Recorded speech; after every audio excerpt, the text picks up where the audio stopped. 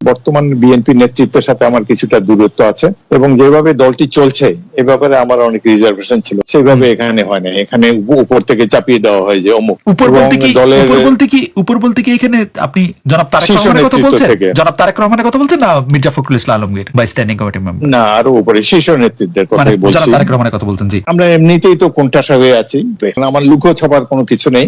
আমি ওই প্রেস কনফারেন্সে বলেছি যে my life is open book, খোলা কিতাব। এখানে লজ্জিত হতে হবে এমন কোনো কাজ করি নাই। এখন আমি খোলাখুলি বলতে চাই, আমি দলে আনকমফোর্টেবল ছিলাম এবং মাঝে মাঝে এই যে প্রধানমন্ত্রী তারেক রহমান দেশ চালাতে অলরেডি ব্যর্থ হয়েছে, দল চালাতে অলরেডি ব্যর্থ হয়েছে। তৃণমূলের নেতাকর্মী যারা নিজে নিয়ন্ত্রণ করতে পারে না, নিজের দল যে পরিচালনা করতে পারে না, তার পক্ষে এই 18 কোটি মানুষের দেশ পরিচালনা সম্ভব না। ছাত্র দল, যুব দল, আজকে তোমাদেরকে বলবো, কই তোমরা আজকে কোথায় গুপ্ত হয়ে গিয়েছ?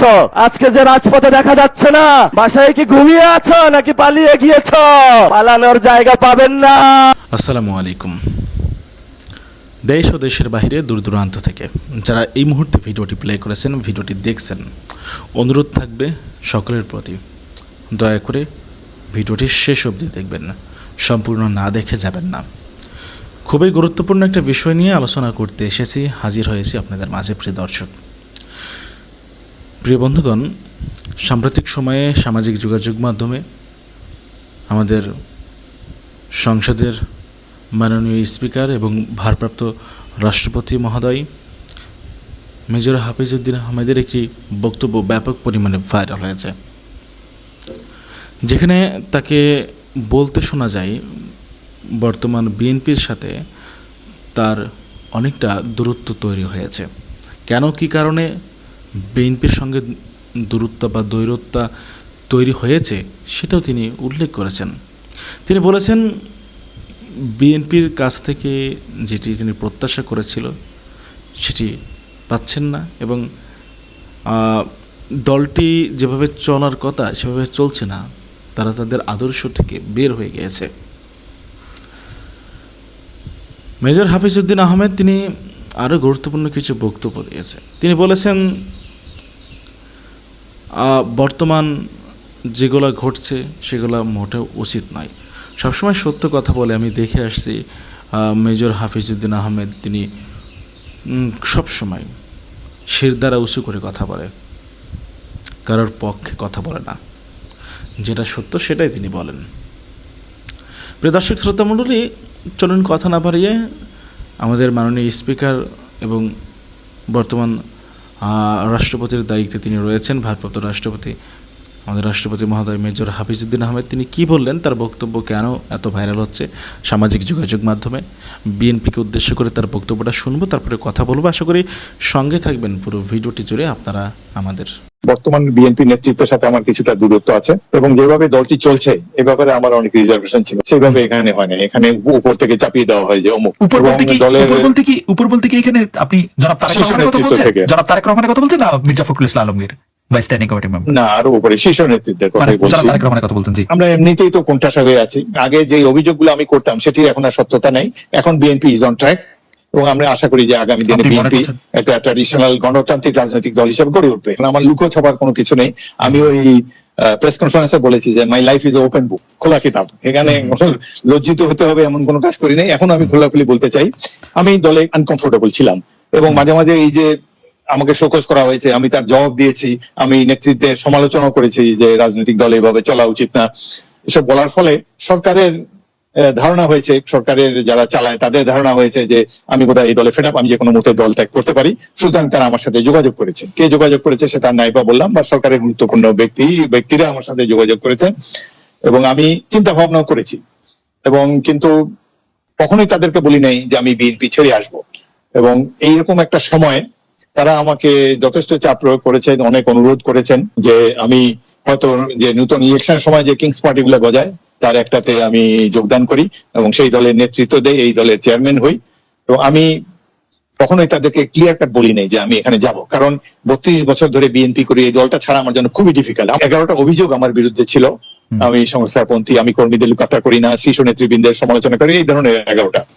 সেটা আমি আমার বাসায় একটা সাংবাদিক সম্মেলন করে আমার পজিশন ক্লিয়ার করেছি, লিখিতভাবে জবাব দিয়েছি এবং আমার মনে হয় বর্তমানে আমাদের শীর্ষ নেতৃত্ব মোটামুটি তারা স্যাটিসফাইড। তবে এটা আমার জন্য একটা ব্যাড টেস্ট সৃষ্টি করেছে, এবং আমি আনকমফোর্টেবল থাকার পরেও মানে আমাকে 2018 নির্বাচনে নমিনেশন দেওয়া হয়েছে।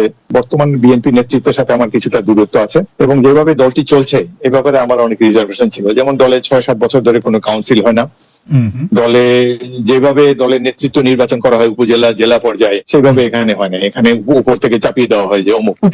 দলের উপর বলতে কি এখানে আপনি জনাব তারেক শীর্ষ রহমানের কথা নেতৃত্ব বলছেন? থেকে। জনাব তারেক রহমানের কথা বলছেন না Mirza Fakhrul Islam Alamgir vice standing committee member? না, আরো উপরে শীর্ষ নেতৃত্বের মানে কথাই বলছি। জনাব তারেক রহমানের কথা বলছেন, জি। এখানে ওইভাবে অন্যান্য দলে যেভাবে রাজনৈতিক চর্চা হয়, কাউন্সিলের মাধ্যমে কমিটি গঠন হয়, এখানে সেটা হয়নি। তবে এখন এতদিনে তো আমরা অভ্যস্ত হয়ে গেছি, দল অভ্যস্ত হয়ে গেছে, এখন আর আমি এটাকে কোনো দোষ বলে মনে করি না। তবে তখন এই সময় আমি সমালোচনা করেছি। যেমন আমার এলাকাতে ধরেন ছাত্র দল, যুব দল, এসব কমিটি যাদেরকে দিয়ে করা হয় আমি চিনিও না তাদেরকে। আমি 8টি নির্বাচন করেছি, 6টাতে জিতেছি, 2টাতে ঘর থেকে বেরোতে পারিনি সন্ত্রাসের কারণে। আমরা এমনিতেই তো কোণঠাসা হয়ে আছি, তার মধ্যে যে গণতান্ত্রিক চর্চাটা একটু চলুক, সেখানে যদি দেখি যে এত মারদাঙ্গা নির্বাচনে আমাদের অংশগ্রহণ করতে হয়, আমাদের উপরে আমার যারা এজেন্ট হয় তাদেরকে দা দিয়ে কোপানো হয়, নির্বাচনের 15-16 দিন আগে থেকেই শুরু হয়ে যায়। এই ধরনের সিচুয়েশনে আমার যাদেরকে নিয়ে এগুলো প্রতিরোধ করবো, ছাত্র দল, যুব দল, তারাই যদি অচেনা লোকেরা, যাদেরকে আমি চিনি না, যারা নির্বাচনে কোনোদিন আমার হয়ে কাজ করেনি, তাদেরকে নিয়ে আমার পথ চলতে একটু অসুবিধা হচ্ছে। এসব কারণে আমি অনেকবার প্রতিবাদ করেছি। আমি যে বারবার যে নির্বাচনে জিতে আসি, বা এই যে স্বতন্ত্র হয়েও যে জনগণ আমাকে ভোট দেয় অন্যান্য দলকে উপেক্ষা করে, তার একটা কারণ হলো আমি চেষ্টা করেছি সৎ থাকার জন্য, চেষ্টা করেছি এলাকাবাসীর পাশে থাকার জন্য, চেষ্টা করেছি উন্নয়ন কাজ করার জন্য। এবং আমি এখন বলি যে এইগুলো আমার এই যে যখন শোকজ করেছে আমার, তারপরে এই আমার প্রতিক্রিয়া ছিল। কিন্তু এরপরে ধরেন বছরখানে আগে থেকে আমাদের অ্যাক্টিং চেয়ারপারসন জনাব তারেক রহমান, তিনি আমার সাথে সরাসরি যোগাযোগ করেছেন, এতদিন তিনি করেন নাই। এই যোগাযোগের ফলে অনেক ভুল বোঝাবুঝির অবসান হয়েছে। এখন তিনিও আমার অনেকটাই সায় দিয়েছেন আমার কথায়, তিনিও উপলব্ধি করতে পেরেছেন বাস্তবতা, এবং সেই জন্য এখন বিএনপি নতুন করে কাউন্সিলের মাধ্যমে সব জায়গায় উপজেলা, জেলা, অন্যান্য পর্যায়ে নির্বাচনের মাধ্যমে কমিটি গঠন করার জন্য তিনি নির্দেশ দিয়েছেন। প্রধানমন্ত্রী তারেক রহমান দেশ চালাতে অলরেডি ব্যর্থ হয়েছে, দল চালাতে অলরেডি ব্যর্থ হয়েছে। তৃণমূলের নেতাকর্মী যারা নিজে নিয়ন্ত্রণ করতে পারে না, নিজের দল যে পরিচালনা করতে পারে না, তার পক্ষে এই 18 কোটি মানুষের দেশ পরিচালনা সম্ভব না। গণ অভ্যুত্থানের আকাঙ্ক্ষায় দেশকে পুনর্গঠন করা সম্ভব না। পতন হবে আপনার বাংলার মাটিতে। শেখ হাসিনার মতো ক্ষমতায় বসেছ, গ্যাস দিতে হবে, বিদ্যুৎ দিতে হবে, সিন্ডিকেট চলবে না, কোন পণ্যের দাম বাড়ানো যাবে না। যদি না দিতে পারো ক্ষমতা থেকে চলে যান, আমরা ক্ষমতা চালাইতে পারবো ইনশাআল্লাহ। তারেক রহমান আপনাদেরকে কিছুই দিতে পারবে না। যদি দিতে হয় তাহলে মসজিদের মিনারের বসে আপনার ঝুলনতন্ত্রের বিরুদ্ধে কথা বলতে হবে। ছাত্র দল, যুব দল, আজকে তোমাদেরকে বলবো, কই তোমরা আজকে কোথায় গুপ্ত হয়ে গিয়েছ? আজকে যে রাজপথে দেখা যাচ্ছে না, বাসায় কি ঘুমিয়ে আছো নাকি পালিয়ে গিয়েছ? পালানোর জায়গা পাবেন না। জনতা জেগে উঠেছে। ইনশাআল্লাহ ভবিষ্যৎ বাংলাদেশে আমাদের একটি শপথ নিতে হবে। এই শপথ হলো আগামীতে ইসলাম এবং সার্বভৌমত্বকে নিয়ে অনেক ষড়যন্ত্র শুরু হয়েছে। আপনারা একমাত্র গার্ড, যারা এটা রক্ষা করবেন, জীবন দিয়ে হলো এটা রক্ষা করতে হবে। কারণ গত 53 বছরে অনেকেই বলেছিল যে অনেকেই নাকি বাংলাদেশের স্বাধীনতার সপক্ষের শক্তি। আগামীতে আমরা দেখব কারা বাংলাদেশের পক্ষে, কারা বিপক্ষে, কারা লন্ডনী, কারা দিল্লি, আর কারা ঢাকার অনুসারী, সেটা আগামী যুদ্ধে প্রমাণিত হবে। মুখে মুখে বললে প্রমাণ করা হবে না। আমি হেফাজতে ইসলামের ভাইদের একটু উদ্দেশ্য করে বলবো, লড়াইটা এখন বাংলাদেশের সংস্কারের লড়াই, লড়াইটা এখন গণভোটের রায় বাস্তবায়নের লড়াই, লড়াইটা হলো শহীদদের বিচারের লড়াই। আপনারা আসুন, এই লড়াইতে আসুন। আমরা আর কোনো দ্বিধাবিভক্তি চাই না। কারণ বাংলাদেশের মানুষ, এখন বলা হয়ে থাকে মেয়ারে হক, আমি তো মানি সাহাবায়ে কেরাম সত্যের মাপকাঠি। এই যে ছোটখাটো বিষয় নিয়ে আপনারা প্রত্যেকটা মসজিদে বক্তব্য দিচ্ছেন, মানুষের মধ্যে একটা ভুল ধারণা সৃষ্টি করছেন, এইটা করা উচিত না। আমি বলবো আসুন, ঐক্যবদ্ধভাবে আসুন। তারেক রহমান আপনাদেরকে কিছুই দিতে পারবে না। যদি দিতে হয় তাহলে মসজিদের মিনারে বসে আপনার ঝুলনতন্ত্রের বিরুদ্ধে কথা বলতে হবে। ইসলাম আমাদেরকে শিখিয়েছে বাতিলের বিরুদ্ধে কথা বলতে হবে, বাতিলের সাথে কোনো নেগোসিয়েশন করে নয়। এই শিক্ষাটা মাদ্রাসায় আপনারা আমাকে দিয়েছেন, সেই শিক্ষা আমরা আপনাদের মধ্যে দেখতে পাচ্ছি না। এই জন্য আপনাদের একজন সন্তান হিসাবে আপনাদের কাছে অনুরোধ করব, আমি হয়তো বেশি দূর কমি মাদ্রাসায় পড়াশোনা করতে পারি নাই, আসুন ঐক্যবদ্ধ হই। 5 তারিখে যেইভাবে চরমনাই হুজুর থেকে শুরু করে 24-এ হেফাজতি বাইরা থেকে শুরু করে কোনো পরিচয় ছিল না, সবাই আমরা রাজপথে ঐক্যবদ্ধভাবে শহীদদের সাথে ছিলাম, আহতদের সাথে ছিলাম, বাংলাদেশের সংস্কারের জন্য ছিলাম। সেই জায়গাটা 2 বছরের পরে আজকে আপনাদের কাছে আহ্বান রাখলাম, আপনারা আশা করি আসবেন। জাতির এই সংকট মুহূর্তে কয়েকজন এর কারণে আপনারা বিভ্রান্ত হবেন না। তারেক রহমান বাংলাদেশে ভালো কিছু দিতে পারবে না।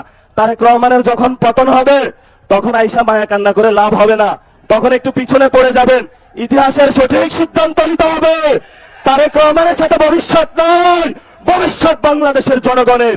দ্বিতীয় প্রতিষ্ঠা যে বার্ষিকী, আজকে সেই ডাক দিয়ে আপনাদেরকে বলে গেলাম, এই বাইতুল মোকাররমের চত্বরে যেখানে হলো অনেক ইতিহাসের সাক্ষী, তারেক রহমান ক্ষমতায় থাকবে না, তারেক রহমান ক্ষমতায় থাকবে না।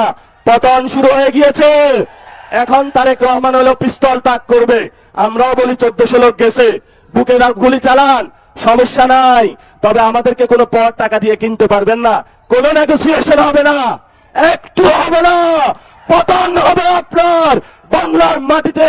জনগণ আপনাকে পতন করে শেখ হাসিনার মতো উচিত শিক্ষা দিয়ে তবে আমরা বাংলাদেশের যে দ্বিতীয় স্বাধীনতার যুদ্ধ সেটার ভবিষ্যৎ মাত্রা এগিয়ে নিয়ে যাব। সবাই ভালো থাকবেন, নিরাপদে থাকবেন, আশেপাশে দেখে রাখবেন যারা ছাত্রদল, যুবদল, বিএনপির সন্ত্রাসী, তারা যাতে জনগণের উপরে কোনো অত্যাচার না চালাইতে পারে। এবং কোথাও যদি বিদ্যুৎ, গ্যাস এগুলার সংকটে পড়ে সবাই থালাবাটি, বাসন, কলস নিয়ে রাস্তায় নামবেন। ক্ষমতায় বসেছ, গ্যাস দিতে হবে, বিদ্যুৎ দিতে হবে, সিন্ডিকেট চলবে না, কোন পণ্যের দাম বাড়ানো যাবে না। যদি না দিতে পারো ক্ষমতা থেকে চলে যান, আমরা ক্ষমতা চালাইতে পারবো ইনশাআল্লাহ। ও রিয়েলি তারেক রহমান, এটা আপনার নতুন বাংলাদেশ? অ্যাকচুয়ালি বাংলাদেশ তো এখন বাংলাদেশ নাই, এটা বাংলাদেশই হচ্ছে। আপনার দলের নেতা কর্মীরা, মানে বিশেষ করে ছাত্র দল, যেটাকে আমরা টোকাই দল বলি, যেটা আপনার মা টোকাই দল বলে গেছে আর কি, যাই হোক, আপনার দলের সবাই যে খারাপ সেটা না। যারা ভালো, যারা দেশকে ভালোবাসে এবং যারা ত্যাগী ছিল আপনার দলের, আপনি নিজেই তাদেরকে পাত্তা দেন নাই। কারণ আপনার দল থেকে তাদেরকে অনেকভাবে ওই 17 বছর তারা ত্যাগ করছে, এই 17 বছর পরও তাদেরকে কোনো পদ পদবি তাদের ওইভাবে তাদের জন্য কিছু করে আপনারা করেন নাই। বরং এই যে টোকাই যেগুলো আছে, এই টোকাইদেরকেই আপনারা শেল্টার দিচ্ছেন, এটাই বলতে বাধ্য। কারণ গতকালকের হবিগঞ্জের ঘটনার পরে আপনারা কি কি সিদ্ধান্ত নিলেন? কোনো বিবৃতি দিয়েছেন? আইনত কোনো এদেরকে গ্রেপ্তার দেখাইছেন? এদেরকে বহিষ্কার করেছেন? কোনোটাই করেন নাই। বরং এই এনসিপির নেতারা, এই জুলাই যোদ্ধারা, যাদের জন্য আপনি আজকে প্রধানমন্ত্রী, যাদের জন্য আপনি 17 বছর মেরুদণ্ডটা ভেঙে লন্ডনে ছিলেন, বাংলাদেশে আসছেন, প্রধানমন্ত্রী হয়েছেন, যাদের জন্য, তাদের উল্টো প্রশাসন দিয়ে তাদেরকে আটকায় দিয়েছেন। তারা প্রতিবাদ সমাবেশ বা প্রতিবাদ মিছিল করতে গিয়েছে। আবার কি দিয়ে আটকাইছে জানেন? বালুর ট্রাক শিখেছে। আপনার আম্মাকে, আমাদের আপসীর নেত্রীকে ওই ফ্যাসিবাদীরা যেরকমের বালুর ট্রাক দিয়ে বাসার সামনে আটকায় রাখছিল, ঠিক তেমনি তাদের বালুর ট্রাক দিয়ে আটকে রাখছে। তারপরে আরেকটা ঘটনা আছে না, ওই যে পুলিশ, মনে আছে আপনার মা বলেছিল গোপালগঞ্জের নাম আমি বদলে দিব এক পুলিশ কর্মকর্তার জন্য, মহিলা পুলিশের জন্য, সে বেগম জিয়ার সাথে খারাপ ব্যবহার করেছিল। আজকে মাহমুদা মিতুর সাথে আপনার প্রশাসনের পুলিশজন মাহমুদা মিতুকে ধাক্কা মেরে ফেলে দিয়েছে। তাও তো আমাদের বেগম জিয়ার কাছে মহিলা পুলিশ গিয়েছিল, এখানে বেড়া পুলিশ ধাক্কা মেরে ফেলাই দিছে। কোন দেশে আছি? কাদের সাথে অন্যায়গুলো করছেন? বিপ্লবীরা কি আসলে প্রতিদিন মরে? আপনার মনে হয় বিপ্লবীরা তো প্রতিদিন মরে না, ওরা একদিন মরে। এবং এদের বয়স কম। এরা হাসিনার থেকে আপনি ক্ষমতাধর? এরা হাসিনাকে ভাগাইতে পারছে, তাদের রক্তটা তো গরম, তাদের সাথে তো ওইভাবে মিউচুয়াল করা উচিত। আচ্ছা, রাজনীতি করতে গেলে তো সহ্য ক্ষমতা থাকতে হয়। আপনার দলের একটা ছেলে পেলের তো সহ্য ক্ষমতা নাই।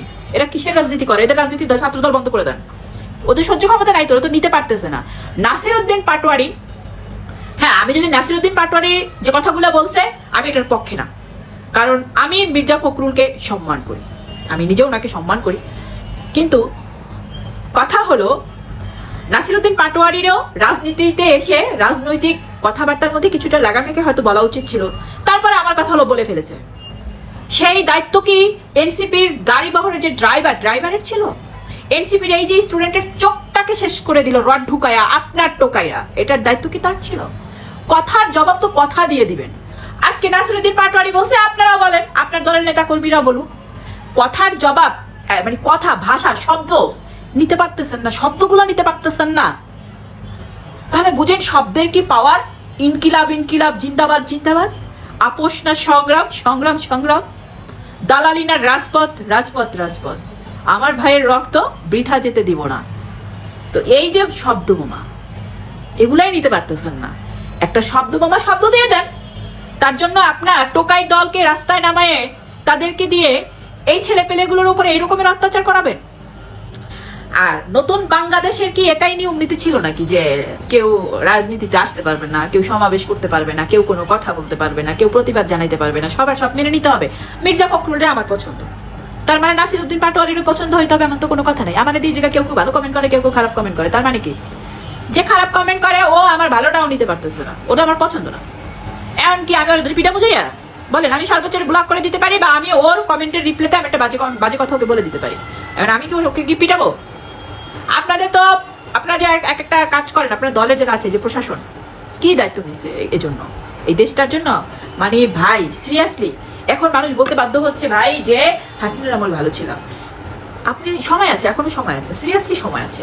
আপনারা এই অন্যায়ের প্রতিবাদ করেন, অন্যায়কারী কোনো দল হইতে পারে না। আপনারা এই যে টোকাইয়ের যে দলটা আছে এদেরকে বহিষ্কার করেন, এদেরকে বিতাড়িত করেন, এদেরকে গ্রেপ্তার করেন, না হলে সিরিয়াসলি টিকতে পারবেন না, সত্যি টিকতে পারবেন না।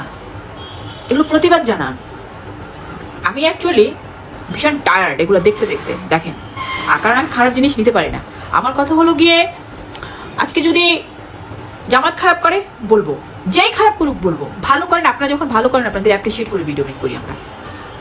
তাই ভালোর সাথে থাকেন প্লিজ, দেশটাকে ভালোবাসেন। সত্যিই নতুন বাংলাদেশ যদি গড়তে এসে থাকেন তাহলে শক্ত হাতে, কঠোর হাতে অন্যায়ের প্রতিবাদ করেন। দেখেন 17 বছর আপনি লন্ডনে কাটিয়ে এসেছেন, কিন্তু আপনার দলের এই টোকাইয়ের যে একটা সার্কেল আছে, দল আছে, এরা আপনাকে 17 মাস টিকতে দেবে না এই দেশে। এটা আপনার দোষ না, এটা আপনার দলের টোকাইদের দোষ। আপনি তো চোখ কান খোলা রাখেন না, আপনি কিন্তু সব দেখতেছেন না, বাট আপনাকে দেখতে হবে, আপনাকে চারদিকে নজর রাখতে হবে, কারণ এরা আপনাকে 17 মাসও টিকতে দেবে না এদের আচরণের কারণে। সো এই জায়গা থেকে যদি আপনি কঠোর হাতে এদেরকে ব্যালেন্স না করেন তাহলে আপনার ভবিষ্যৎ অন্ধকার। শেখ হাসিনার ফাঁদে পড়েছে বিএনপি সরকার। আওয়ামী লীগের ভয় বিএনপি অস্থির। It's true. দর্শক, ধীরে ধীরে সামগ্রিক পরিস্থিতি বিএনপির বিরুদ্ধে চলে যাচ্ছে। শেখ হাসিনা দিল্লির একটা অন্ধকার প্রকোষ্ঠে বসে বিএনপিকে নাকানে চুবানি খাওয়াচ্ছে, আর বিএনপি তার অদক্ষতা অযোগ্যতার কারণে ধরা খাচ্ছে, ভয়ে অস্থির। দর্শক, শেখ হাসিনা দেশে ফিরবেন কি ফিরবেন না, এটা নিয়ে বিএনপির একটা দৌড়ঝাঁপ আমরা লক্ষ্য করছি। এখন শেখ হাসিনা মূলত দুষ্ট, ভয় দেখান, দুষ্টমি করেন। এই যে আমি আসছি, বর্ডার থেকে চট করে ঢুকে পড়বো, ডিসেম্বরের মধ্যেই ফিরবো, আর বিএনপির মধ্যে একটা অস্থিরতা। এর মানে বিএনপির আবার শেখ হাসিনার লোকজন ফাওর উপর গুঞ্জন গুজব ছড়ায়, এই যে আমরা রাজপথে নামবো 23 জুন, আমরা এই করবো 15ই আগস্ট, 16ই ডিসেম্বর, 26শে মার্চ, আসলে কিছুই না। বিএনপি একদম সেনা মোতায়েনও করে, কিন্তু দিন শেষে কিছু না। এর মানে শেখ হাসিনা এই দুষ্ট মহিলা বিএনপি সরকারকে দৌড়ের উপর রাখে, ভয় দেখায়, দুষ্টমি করে। এখন এই দুষ্টমিতে ভয় পায় কেন? এটা বিএনপির ভুলে। যেমন শেখ হাসিনা চুপ্পুকে রেখে দিয়েছিল, চুপ্পু গোপনে গোপনে আবার সাথে যোগাযোগ করছিল, ভয় তো থাকবেই। আবার শেখ হাসিনা অ্যাপয়েন্টেড ওয়াকারুজ্জামান এখনো আছেন। Sheikh Hasina appointed army chief কি আদৌ কি তারেক রহমান বিশ্বাস করেন? Do you believe it? না, বিশ্বাস করতে পারেন না। একটা আতঙ্ক আছে।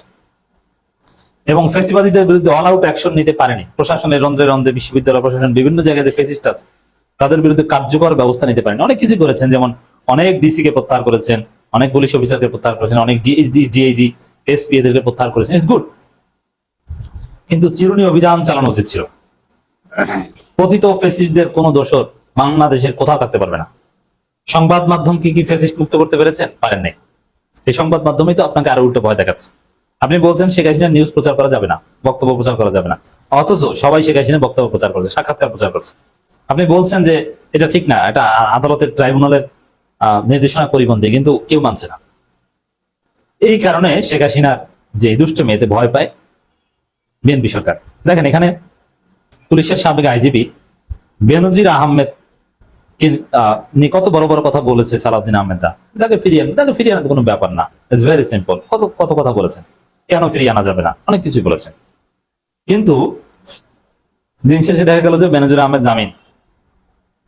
তো এটাও কিন্তু শেখ হাসিনার কাছে, কারণ বেনজির শেখ হাসিনার লোক, আওয়ামী লীগের লোকজন এই কথা আগেই বলেছেন যে তাকে দেশে ফিরিয়ে আনতে পারবে না, কিছুদিন পর সে জামিন পাবে।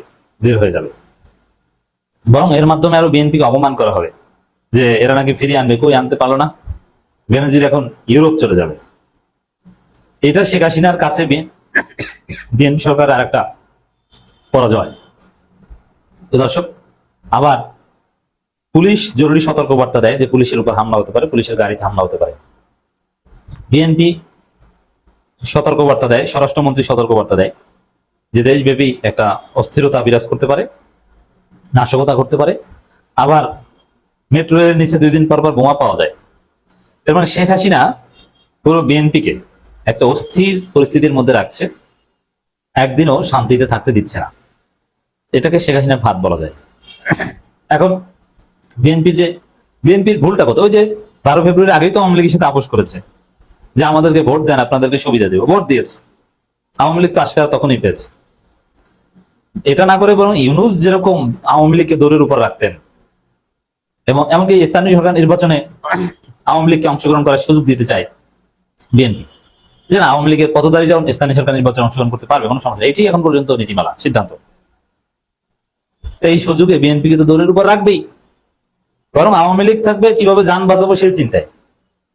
না, এখন তাদেরকে আপনি নির্বাচনে অংশগ্রহণ করার সুযোগ দিচ্ছেন, তারা আরো সক্রিয় হবে, আরো শক্তিশালী হবে, এবং 2 দিন পর পর আপনাকে এভাবে দৌড়ের উপর রাখবে।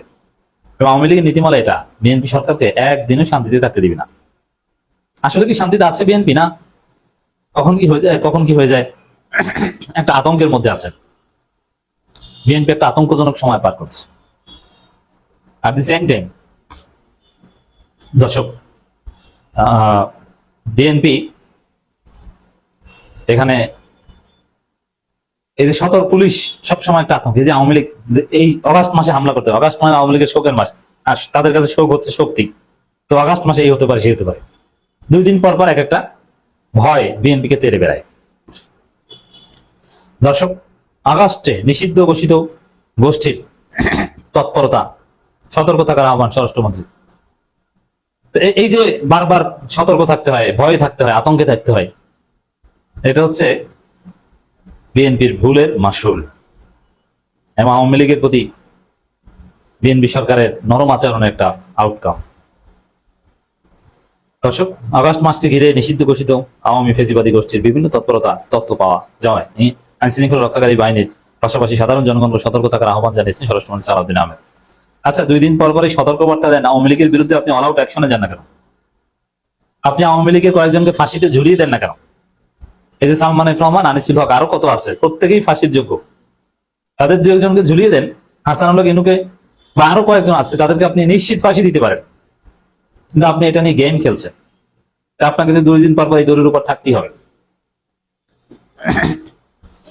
সম্প্রতি দেশের বিভিন্ন স্থানে পরিত্যক্ত ব্যাগকে কেন্দ্র করে সৃষ্ট বোমা আতঙ্কের বিষয়ে স্বরাষ্ট্রমন্ত্রী বলেন, উদ্ধার হওয়া ব্যাগগুলো পরীক্ষা করে কোনো বিস্ফোরক পাওয়া যায়। দেখেন, এখানে আবার অস্বীকারও করছে, অথচ মেট্রো রেলের নিচে মতিঝিলে 7টা বোমা পাওয়া গেছে, এটা একদম স্পষ্ট প্রমাণিত।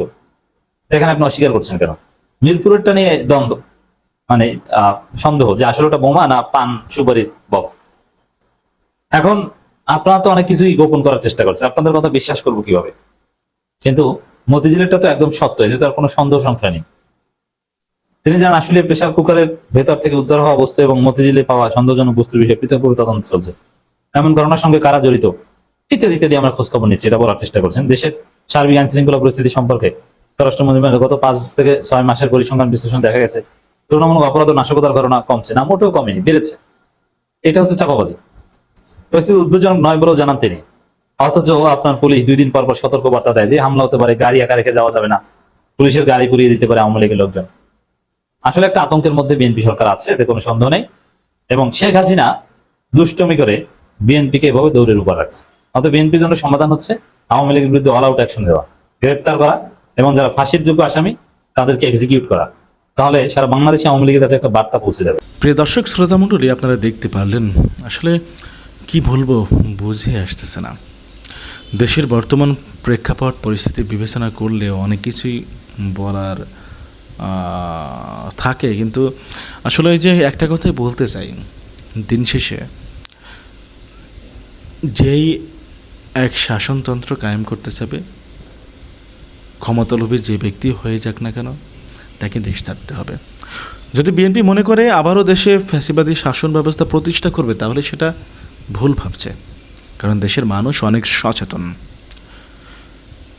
গত কয়েকদিন যাবৎ বেশ কিছু ঘটনা পর্যবেক্ষণ করলে দেখা যাবে যে বিএনপি সেই আওয়ামী লীগের কার্যকলাপ পুনরাবৃত্তি করছে। ছাত্রলীগ এবং যুবলীগ মিলে যা করত, এখন বর্তমান ছাত্রলীগ যুবলীগের অনুপস্থিতিতে ছাত্রদল যুবদল সেই কাজটি করছে। সেম কাজ, বিরোধী দলের ওপর হামলা, অত্যাচার, নির্যাতন, গলাবাজি সব কিছু করছে, কোনো কিছু বাদ দেয়নি। 17 বছর যেই দলটা নির্যাতিত ছিল, জুলুমের শিকার ছিল, সেই দলটাই আজকে ক্ষমতায় এসে তিনি তার চেহারা পাল্টে ফেলেছেন। যেই দলটা এত বছর নির্যাতিত নিপীড়িত ছিল, সেই দলটা আজকে ক্ষমতায় আসার পরে বিরোধী দলের উপরে নির্যাতন নিপীড়ন চালাচ্ছে। খুবই দুঃখ লাগে, খুবই দুঃখজনক বিষয়। আসলে আমরা অতীত থেকে শিক্ষা নেই না।